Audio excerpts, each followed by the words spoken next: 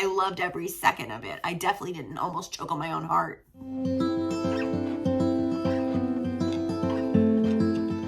Welcome back to my channel. If you're new here, my name is Natalie, and this is Weirdo Book Club. Today, I'm mixing it up a little bit. We're going to do a fun little experiment, a project, if you will. A few days ago, I watched my buddy Margaret do a really great book recommendation video based around the tracks of Taylor Swift's new re-release, remastered Taylor's version, 1989. I saw her video, loved her video, and thought to myself, oh, I got to try this. I got to take a crack at this, but I got to make it weird. I didn't really have a choice in that matter, because if you know anything about 1989 or Taylor Swift. 1989 was released like over a decade ago. It was Taylor Swift's first official pop album, and it has the vibes to match that. It's very upbeat, lively, red lips, red glasses, very cute, and the vibes in 1989 are incredible. I love them, but I don't read a lot of books that have that kind of vibe. How can I do this? I want to do this idea, so I have put together a list. Here are my unhinged book recommendations to go along with the track list of Taylor's version of 1989. Now again, I read really weird, dark things, and that put me in a little bit of a pickle when it came to this project, especially with songs like Wildest Dreams and You're in Love, these very sweet songs. So I did some crunching. I'm abstracting some of them. I want you to take these recs with a grain of salt, because while I have a reason for recommending them and putting them with the tracks that they're with, the connection might be very frayed. I may link up a book based on vibes alone, based on the title alone. It may be because just one line in the song hits me and makes me think of a certain book. So keep that in mind. Let's go through the list. Okay, track one, we start off with Welcome to New York. I feel like Welcome to New York sets the whole vibe for the album. It really does. It's about her moving to New York and how she can love who she wants, and everything is everywhere and everything is new and exciting, and I love that. Which is why its book recommendation is You by Caroline Kepnes. First of all, it's set in New York City. And two, everything is fresh and new and exciting when it comes to Joel Goldberg's new obsession with Guinevere Beck. Right? Welcome to New York indeed. Track number 2 is Blank Space, which is one of my favorites on the album. And I specifically chose the book that I'm about to recommend you based on the line, got a long list of ex-lovers. They'll tell you I'm insane. Hell's Princess. Hell's Princess by Harold Schechter is a nonfiction true crime look at the serial killer and female Bluebeard, butcher of men, Belle Gunness, who had her own list of ex-lovers who will say she's pretty insane. You see the connection. Track 3, Style. Now this one had me scratching my noggin. I had to really sit with this one. Style breezes into our eardrums with this timeless wonder and classic coolness that we can all hope to achieve at some point in our lives and hold on to it, you know? But I didn't really have anything that lined up directly with the vibe or the lyrics or anything like that. So I thought, what never goes out of style for me? And I'll tell you, a good ghost story. You may have seen me go over some of my favorite ones in this video. If you haven't, please check that out. For this song, I went with The Woman in Black by Susan Hill. One of my favorite ghost stories, and it's an epistolary style. I love it so much. I'm always down for a spooky house, especially if it has a real gothic atmosphere, and I think that this novel really does that for me. Track number 4, Out of the Woods. When I tell you I had many options to choose from here, because one of my favorite tropes in books is that there's something in the woods, or being in the woods, or the woods in general. I love the woods. Out of the Woods alludes to the need to pull away from the lights and kind of retreat into a safe haven where no one can touch them, right? Well, have I got the fast-paced horror novel rec for you. The Shuddering by Ania Ahlborn follows a group of friends that are coming together in this cabin in the woods for one last hurrah before all of their lives start to take different turns. The only problem is there's something in the woods. And when things start to go awry, all they want to do is get out of the woods.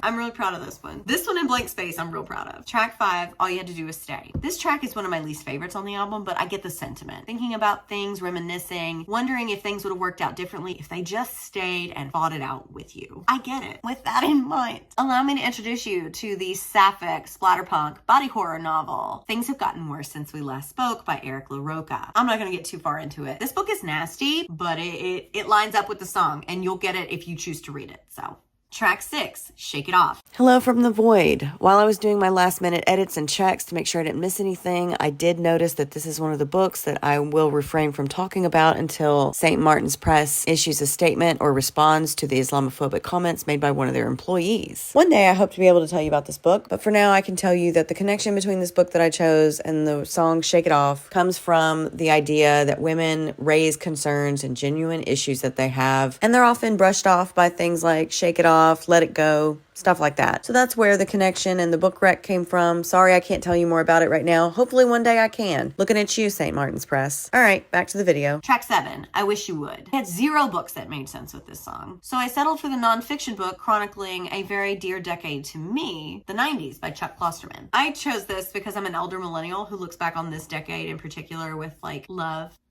It was just a good time. And this is a book club pick for November, nonfiction November. So come read with us if you want to. I wish you would. Oh my God, it just keeps going. Track 8, Bad Blood. So this is a bit more abstract if you can believe it. To me, Bad Blood is a very chaotic, aggressive song, especially for the album that it came on. If it was on Reputation, I wouldn't even blink an eye. Of course it would be on Reputation, but it's not. It's on 1989. And it is one of the more aggressive songs. Like you knew Tay-Tay was mad when she wrote this. So I chose Between Two Fires by Christopher Buehlman. It's a very dark, intense, chaotic, historical horror novel with a little bit of fantasy. There's a lot of moving parts, not unlike the Bad Blood video. Plus it's about the Black Plague, blood. There's something there too, but whatever.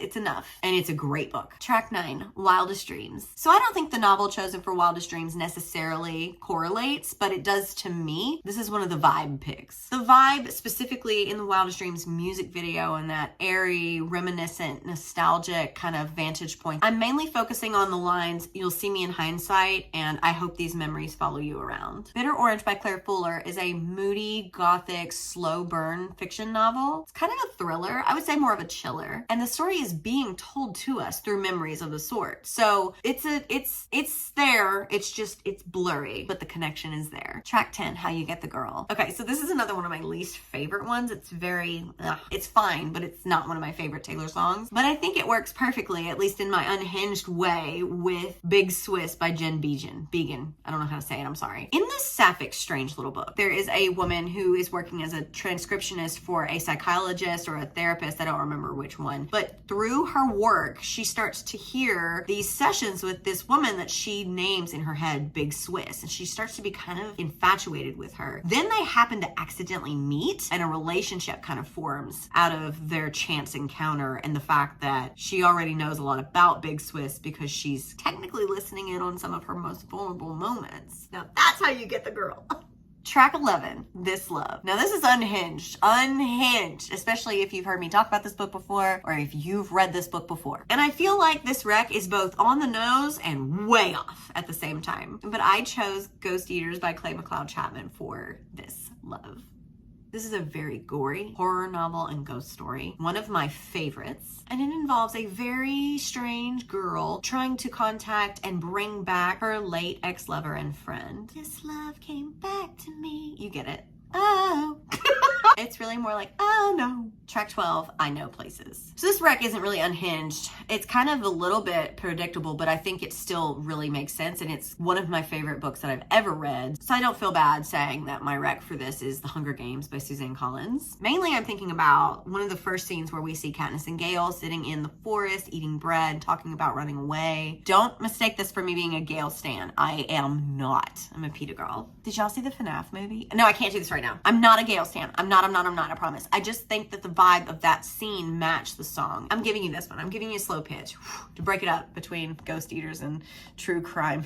Track 3 is Clean. So for Clean, I went with Chlorine by Jade Song. And I think you know what the connection is, right? Water. And even though Chlorine is very dark and much more intense than this sweet little melody and the feelings that are associated with the song Clean, I feel like the line, "When I was drowning, I could finally breathe," would really resonate with our main character here. So connection made. Track 14, Wonderland, Bunny by Mona Awad. Now, even though this is a weird book, and I'm not real sure what I read, so I can't explain it to you. Wonderland, rabbits, bunny. I could connect some dots, I guess, like the sleep with one eye open line, nothing is as it seems, spinning out of control. All of that for bunny, for sure. But I went with just a simple word association choice. If you do read this book or have read this book, I need you to call me on the phone and explain the plot to me like I'm 5 years old.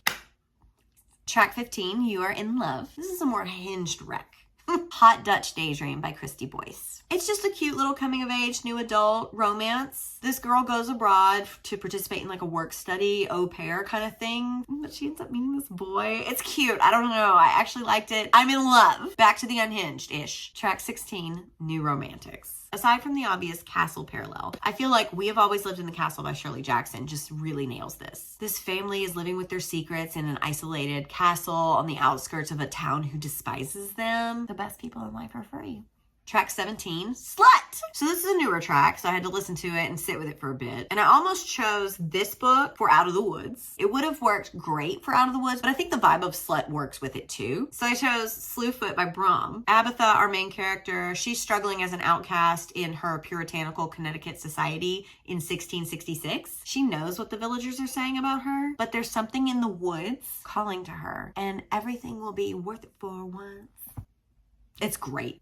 Track 18, Say Don't Go. Unhinged, but like boiling over. This book is disgusting. It's not for the squeamish, but it fits, okay? I need you to trust me that it fits. I loved every second of it. I definitely didn't almost choke on my own heart. Disseverment by Z.C. Kroll. It's a horror short story and it's heavy on the gore. It's nasty, but it fits. And if you read it, you'll get it. Track 19, Now That We Don't Talk. So currently I have to refrain from talking about books published by St. Martin's Press because they have yet to address the Islamophobic comments made by one of their employees, and that is a real bummer because I was excited about this one. And this one isn't very unhinged. This is just a good book that I read that I think fits. A book about pouring yourself into someone who is giving you nothing back, figuring that out, having it end, and feeling like you're better off now that you don't talk. I hope one day I'll get to come back and tell you what this book is, but in the meantime, I would like to hear from St. Martin's Press. Please, anything, thanks. If you want more information about that, my friend Sam at Expert Book Smugglers is doing a great job. The links are below. Track 20, Suburban Legends. So I just finished the book that I'm going to put here last week, and I feel like it fits so perfectly. Meant to be, if I believed in that. Because I was having a hard time finding a good rec for this. Blood Orange by Karina Halley. The two main characters are sort of legends in their own way, and I really like the dark academia setting when it was present, and it kind of correlates with the last verse of the song about coming back to the high school and all that stuff. So a connection is there. It's thin, but it's there. But this book is really good. It's spicy, gothic, and there's vampires. It's a little strange. The stuff of legends, for sure. Track 21, Is It Over Now? I picked Help Meet by Nabin Rothnam. I don't know how to say that, and if I messed it up, I apologize. But this is a dark little novella packed with body horror and vibes. There are several things that align this book with Is It Over Now that will reveal themselves to you as you read it. It's very gross, so beware. But for now, just know that it will have you asking, is it over now? So we've reached the end of our unhinged list. How do you feel? Got you some things to read, huh? Maybe. Also, if you liked this and you like these little like fun in between my long rant reviews, please let me know in the comments. I'm trying to figure out a few more low-key contents that I can do in between because the long rant reviews take a long time. Lots of energy and editing. So let me know if you liked this or if you have an idea for something else that I can do. Don't forget to like and comment and subscribe and do all those things. I have a Ko-fi and a Patreon. I have a lot of ways to keep up with me. I've got a lot of stuff in store for you guys. So I hope that you're excited and I can't wait to show you all the stuff that I've been working on. I don't know, I'm rambling now. Let me know if you liked this video and I will see you in the next one.